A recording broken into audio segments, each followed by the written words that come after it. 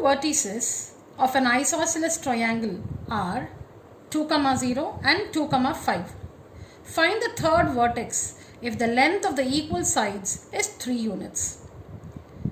So I have called the isosceles triangle PAB with A 2, 0, B 2, 5, and the address of P is not known to us. So let's assume the address to be x, y.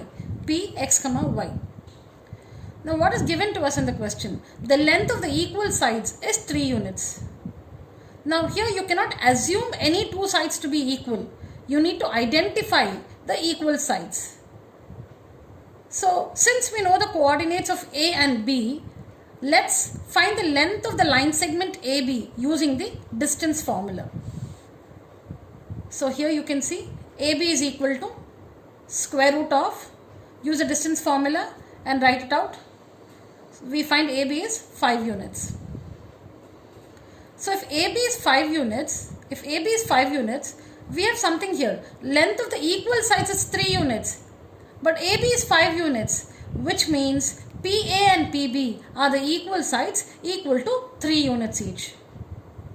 So therefore the equal sides are PA and PB equal to 3 units each.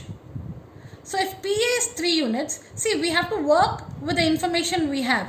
So now we know that PA is 3 units and PB is also 3 units. AB is 5 units. Now work with this information. PA is equal to 3 units. So if PA is 3 units, PA square will be 9. On squaring both the sides, we have PA square is equal to 9. Now how do you find PA square?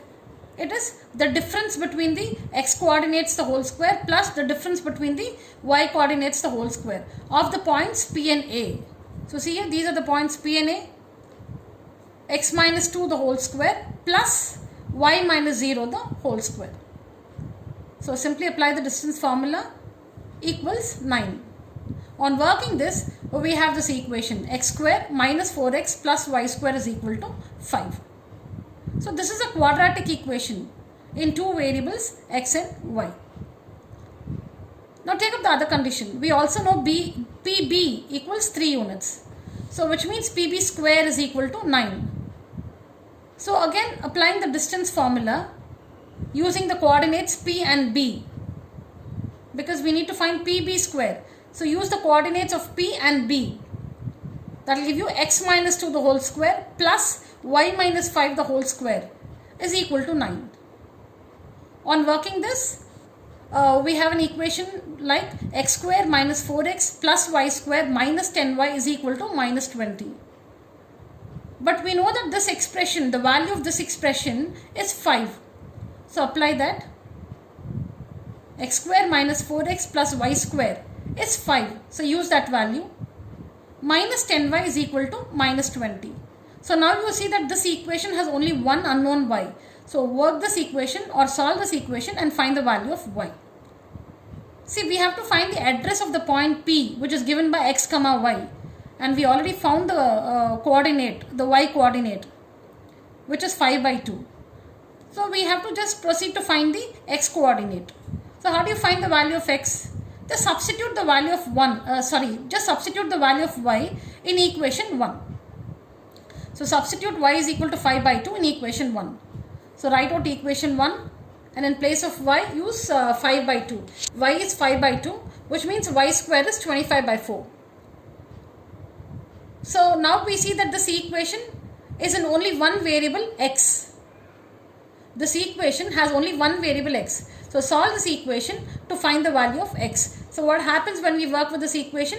We have a quadratic equation in x. There's only one variable x and it's a quadratic equation in x.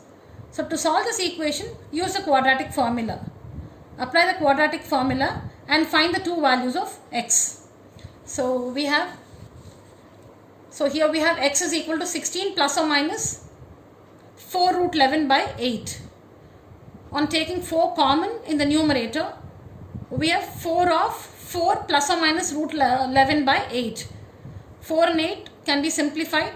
That gives you 4 plus or minus root 11 by 2. 4 plus x is equal to 4 plus or minus root 11 by 2. So the two values of x are 4 plus root 11 by 2 or 4 minus root 11 by 2. So x takes two different values while y is 5 by 2. So we have two different addresses for p.